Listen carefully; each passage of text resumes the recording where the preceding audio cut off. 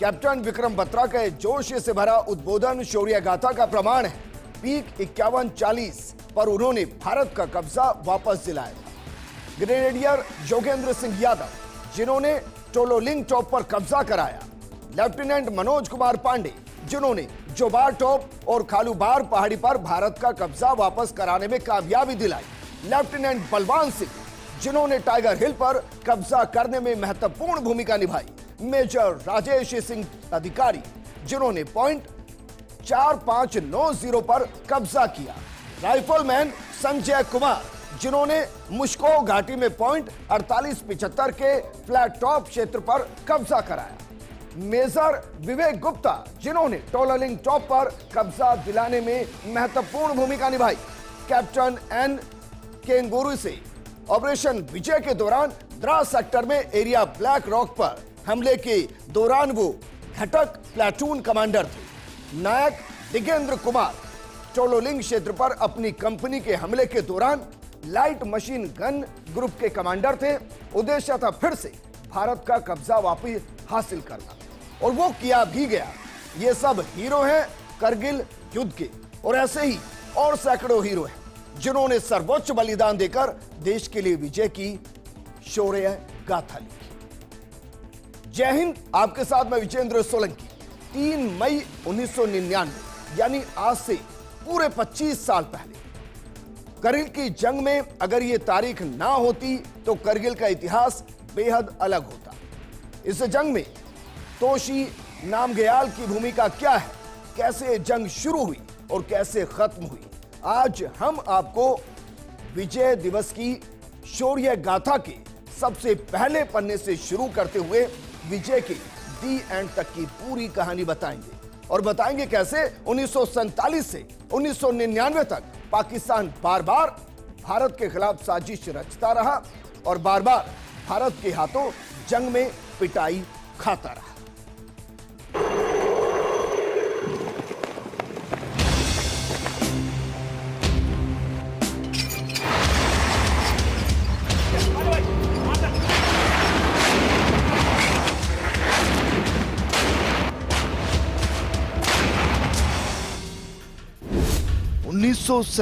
का कश्मीर युद्ध।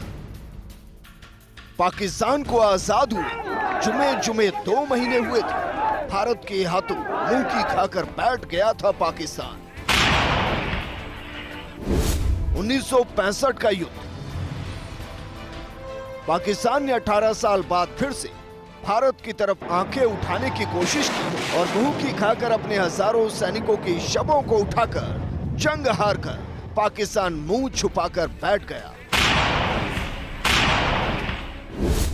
1971 का युद्ध। 1965 में हारा नापाक मुल्क 6 साल बाद फिर से नापाक मंसूबे पर भारत फतेह का ख्वाब देखने लगा। जंग हुई। भारत ने पाकिस्तान की छाती को उठा 2 टुकड़े कर दिए, बांग्लादेश बना दिया। 15,000 वर्ग किलोमीटर की जमीन पर कब्जा कर लिया। 90,000 पाकिस्तानी सैनिक भारतीय सेना के सामने घुटनों के बल बैठकर समर्पण करने को गिड़गिड़ाने लगे। इस जंग में पाकिस्तान ने अपनी आधी नौसेना, 1/4 वायु सेना और 1/3 सेना खो दी थी। 1999 का युद्ध। धोखेबाजी में माहिर, पीठ में छुरा घोंपने की कला में निपुण नापाक ने फिर से भारत के खिलाफ जंग छेड़ी। इलाका चुना कश्मीर का कारगिल। भारत के शूरवीरों ने पाकिस्तान के 4000 सैनिकों को जहन्नुम पहुंचा दिया। पाकिस्तान को सबसे बड़ा जख्म दिया। हर मोर्चे पर नापाक पाकिस्तान नाकाम ही रहा और नाकाम ही रहेगा, क्योंकि उसका मुकाबला हर बार होता है मां भारती के वीर सपूतों से, जो हर बार लिखते हैं वीरता की विजय से भरी शौर्य गाथा।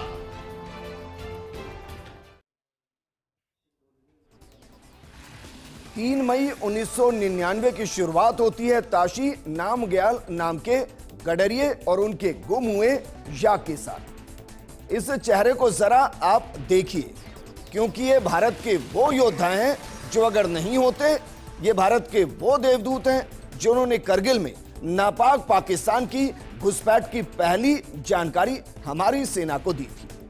अब वो कैसे उस हिस्से में पहुंचे जो उनके घर से कई किलोमीटर दूर था।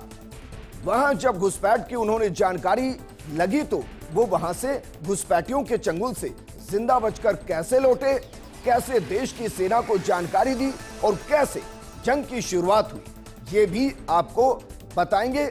लेकिन इस चेहरे को आपको बहुत अच्छे से देखना चाहिए, क्योंकि करगिल के जब जब योद्धाओं का जिक्र किया जाएगा, करगिल के जब जब शौर्य गाथा को पढ़ा जाएगा, तब तब ताशी नामग्याल का नाम सबसे पहले लिया जाएगा। और कहते हैं कि ये महज एक संयोग था जो मां भारती के लिए ताशी नामग्याल को उन इलाकों में ले गया जहां साजिशें रची जा रही थी। उस याक को उस इलाके तक पहुंचा दिया जहां साजिश रची जा रही थी। वो याक वापस आई या नहीं ये कोई नहीं जानता, लेकिन जो सरहद पार करके पाकिस्तान के नापाक मंसूबों के साथ देश के दुश्मन आए थे, उनकी जानकारी ताशी नामग्याल को जरूर लगी और वो जानकारी उन्होंने भारतीय सेना को दी और उसके बाद जंग की शुरुआत हुई। यही ताशी नामग्याल है जो कारगिल के पहले चश्मदीद है। और इन ताशी का पूरा नाम ताशी नामग्याल करगिल से करीब 60 किलोमीटर की दूरी पर गारकोन गांव का ये रहने वाले, और गारकोन गांव सिंधु नदी के तट पर बसा हुआ है। नामग्याल 1999 के दिनों में गडेरिए का काम करते थे और 1999 वही साल जब पाकिस्तान ने नापाक हरकत रचते हुए साजिश को रची थी। नामग्याल बकरियां और याक पालते थे, उनकी याक खो गई थी और याक को ढूंढते हुए ताशी बाल्टिक सेक्टर की पहाड़ी पर पहुंच गए, जहां याक तो नहीं मिला लेकिन नापाक घुसपैठ का एहसास जरूर हुआ। ताशी के पांव तले मानो जमीन खिसक गई, उसे साजिश का एहसास हो गया। ताशी फौरन उल्टे पांव लौटे और पूरी ताकत लगाकर सैनिक छावनी की तरफ वो भागने लगे। ताशी भारत में पाकिस्तानी सैनिकों के घुसपैठ के सबसे पहले चश्मदीद हैं, या कहेंगी करगिल के योद्धाओं में सबसे पहला नाम जो है वो ताशी नामग्याल का है। उन्होंने ही भारतीय सैनिकों को दुश्मनों के घुसपैठ की जानकारी दी थी। उनकी छोटी सी जानकारी ने पूरी लड़ाई का पासा पलट दिया। और वही दिन था 3 मई 1999 जिसने लिखी कारगिल में शौर्य गाथा, और जिसका जितनी बार बखान किया जाए उतना कम है। लेकिन 3 मई ये दिन बेहद महत्वपूर्ण है और इसको भी जरा समझिए, क्योंकि 3 मई साल 1999 और वक्त सुबह 9 बजे का। दरअसल यही वो वक्त जब सूरज उगने के साथ शौर्य गाथा की शुरुआत, या कहें कि पाकिस्तान के नापाक मंसूबों की साजिश का खुलासा हुआ। तो चलिए आपको बताते हैं कि नापाक पाकिस्तान का मकसद करगिल में घुसपैठ का दरअसल था क्या। दरअसल पाकिस्तान कश्मीर से लद्दाख को जोड़ने के लिए सड़क पर कब्जा करना चाहता था। वो सियाचिन ग्लेशियर से भारतीय सेना को हटा देना चाहता था। परवेज मुशर्रफ के नेतृत्व में साजिश रची गई थी और इसके लिए पाकिस्तान ने ऑपरेशन बद्र लॉन्च किया था। करीब 5000 सैनिकों को मुजाहिदीनों के भेष में करगिल भेजा गया था और मुजाहिदीन इसलिए बनाए गए ताकि अगर पकड़े जाएं तो पाकिस्तान पल्ला झाड़ ले, लेकिन ऐसा हुआ नहीं। अंत में पाकिस्तान को यह मानना पड़ा कि हां वो इस जंग का हिस्सा था, उसने साजिश रची, उसने 5000 सैनिकों को मुजाहिदीन के भेष में करगिल भेजा। लेकिन इसके बाद शुरू होती है वो कहानी जो हमें लेकर चलती है ऑपरेशन विजय तक। तो जरा यह भी समझिए, जब लॉन्च हुआ ऑपरेशन विजय तो किस तरीके से यह ऑपरेशन आगे बढ़ता चला गया।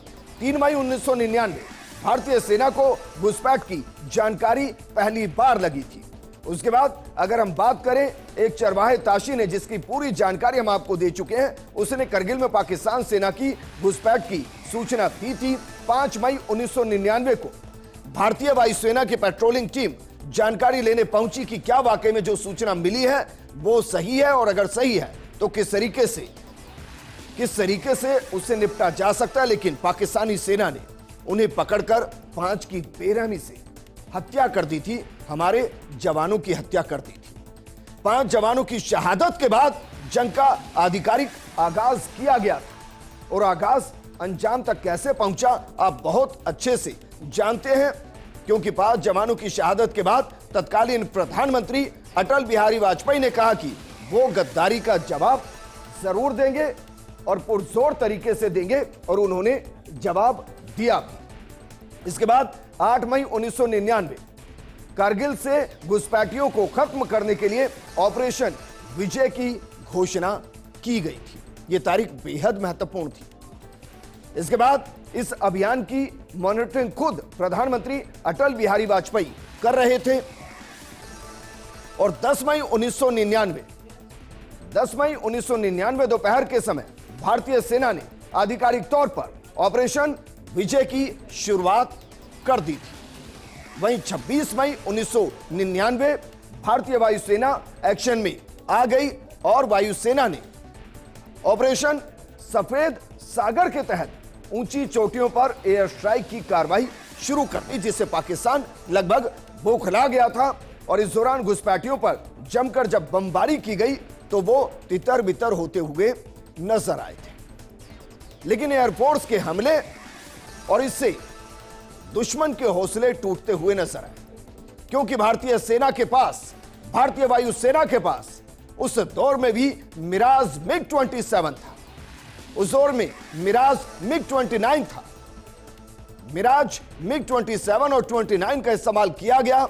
चोटियों पर फिर से कब्जा जमाया गया और जो दुश्मन बैठे थे उन पर इतना अचूक हमला किया गया कि वो वहां से भागने लगे। MiG-29 की तरफ से R-77 मिसाइल से हमला किया गया। भारी तादाद में रॉकेट और बमों का इस्तेमाल किया गया। युद्ध के लिए 2 लाख सैनिकों ने करगिल की तरफ भारत की तरफ से मूव किया। ऑपरेशन करीब 60 दिन तक चला और 26 जुलाई को यह ऑपरेशन पूरा हुआ। भारतीय सेना ने दुर्गम चोटियों पर दुनिया की सबसे कठिन लड़ाई लड़ी थी। आप अंदाजा लगा सकते हैं, समुद्र तल से 18,000 फीट की ऊंचाई पर यह युद्ध लड़ा गया था और यह एकमात्र युद्ध है जो लड़ा गया था। और कब लड़ा गया था? जब दोनों देश, न सिर्फ भारत बल्कि पाकिस्तान भी, दोनों परमाणु शक्ति बन चुके थे और उसके बाद दोनों देशों के बीच यह पहला युद्ध था जिसमें खतरा बहुत था। लेकिन भारत के वीर जवानों ने विजय गाथा लिखते हुए, शौर्य का पराक्रम दिखाते हुए पाकिस्तानियों को खदेड़ दिया था। लेकिन पाकिस्तान ने भारतीय आर्टिलरी की ताकत भी इस जंग के अंदर देखी। कारगिल की सबसे बड़ी चुनौती यह थी कि दुश्मन ऊपर पहाड़ों पर बैठा हुआ था और भारतीय सैनिक नीचे थे। ऐसे में दुश्मनों से निपटने के लिए बोफोर्स तोपों की ज्यादा मददगार साबित वो हुई थी। इनकी खासियत थी कि वो काफी ऊंचाई वाले टारगेट पर भी गोले दाग सकती थी। इसके बाद बोफोर्स पाकिस्तानियों पर मानो काल बनकर टूटती नजर आई। हल्की होने की वजह से इसे पहाड़ियों पर तैनात किया जा सका और 84 दिनों तक इन तोपों ने करीब 2.5 लाख गोले दागे। 5,000 बम फायर करने के लिए 300 से ज्यादा मोर्टार का इस्तेमाल किया गया। तोपों और रॉकेट्स का इस्तेमाल किया गया और युद्ध के दौरान 17 दिनों में हर दिन प्रति मिनट 1 राउंड फायर किया गया, यानी कि 1 घंटे में 60 गोले दागे गए। और यह कम नहीं है। आप अंदाजा लगाइए कि किस तरीके से यह जंग चली और इस जंग का जो परिणाम है, उस परिणाम में महत्वपूर्ण यह है कि किसको कितना नुकसान हुआ और किसको कितना खामियाजा ज्यादा भुगतना पड़ा। यह भी आपको बताते हैं, जरा देखिए। क्योंकि करगिल युद्ध में भारत ने 527 वीर योद्धाओं को खो दिया था और यह आंकड़ा कम नहीं। लेकिन योद्धाओं को खोने के बाद भी भारत ने न सिर्फ इस जंग को जीता बल्कि पाकिस्तान को लगभग बर्बाद कर दिया। 1300 से ज्यादा सैनिक गंभीर रूप से घायल हुए थे और पाकिस्तान ने बताया था कि उसने 700 सैनिक मार दिए। 240 सैनिक युद्ध का मैदान छोड़कर पाकिस्तान के भाग गए थे और अनधिकृत रिकॉर्ड के मुताबिक पाकिस्तान ने 2900 से ज्यादा सैनिक गंवा दिए थे। परवेज मुशर्रफ ने नवाज शरीफ का तख्ता पलटकर सत्ता कब्जा ली थी, लेकिन कोई पहली बार ऐसा नहीं है। 1947 के बाद जितनी जंगें लड़ी गई वो सभी जंगें भारत ने जीती, और न सिर्फ जीती बल्कि पाकिस्तान के एक जंग में 2 टुकड़े कर दिए और उसके साथ ही 90,000 उसके सैनिकों को सरेंडर करने के लिए मजबूर कर दिया था। एक छोटे से ब्रेक के लिए यहां रुक रहे हैं, लेकिन आप कहीं मत जाएगा, क्योंकि ब्रेक के बाद हम आपको बताएंगे उस टाइगर हिल की कहानी जहां पर जीत सबसे ज्यादा जरूरी भी थी और सबसे ज्यादा मुश्किल भी, क्योंकि यह है हमारे योद्धाओं की शौर्य गाथा। ब्रेक के बाद आपका स्वागत है। 3 मई 1999, आज से 25 साल पहले एक सूचना और उसी के बाद करगिल की शुरुआत होती है। लेकिन इस पूरे करगिल के जंग में जो महत्वपूर्ण हिल थी वो थी टाइगर हिल। तो जरा देखिए टाइगर हिल पर भारत ने अपना कब्जा वापस कैसे लिया। दरअसल ये पोस्ट देश के लिए बेहद महत्व रखती है, क्योंकि इस पर दुश्मन का कब्जा लगातार बने रहने का मतलब था कि भारतीय सरजमी पर पाकिस्तानी सेना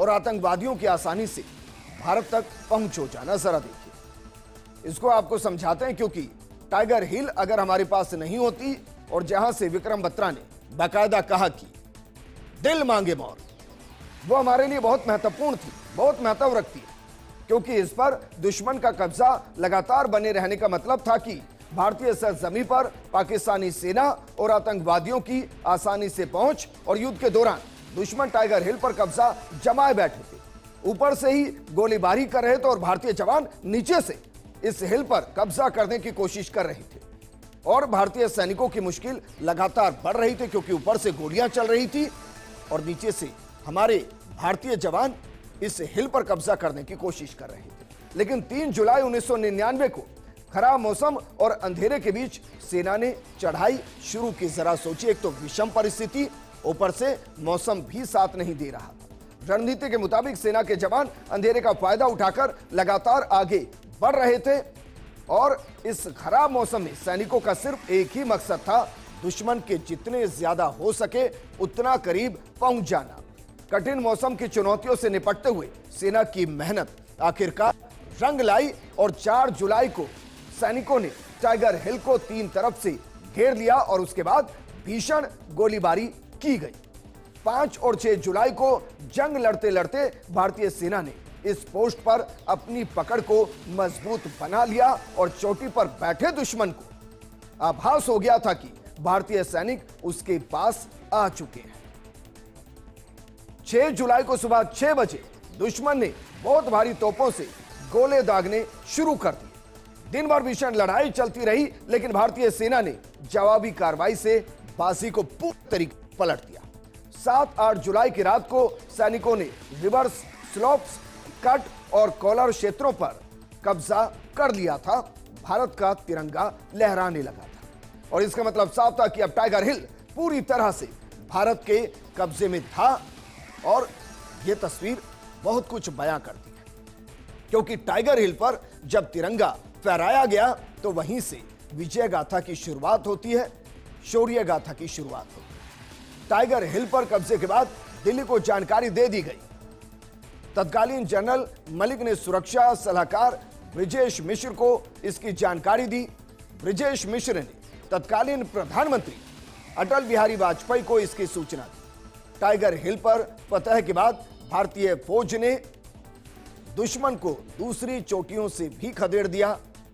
यूं तो करगिल की युद्ध गाथा काफी लंबी है, लेकिन 3 महीने तक चले इस युद्ध में देश के कई सैनिकों ने अपनी जान गंवाई। लेकिन इस पूरी जंग में एक अहम भूमिका टाइगर हिल की भी रही। टाइगर हिल और इस पूरे युद्ध में शहीद हुए सैनिकों की शहादत को पूरा देश नमन करता है। और अब आपको मिलाते हैं कुछ और उन शूरवीरों से जिन्होंने शौर्य गाथा को लिखा, जिन्होंने देश के लिए सर्वोच्च बलिदान दिया। ये दरअसल हमारे वो शूरवीर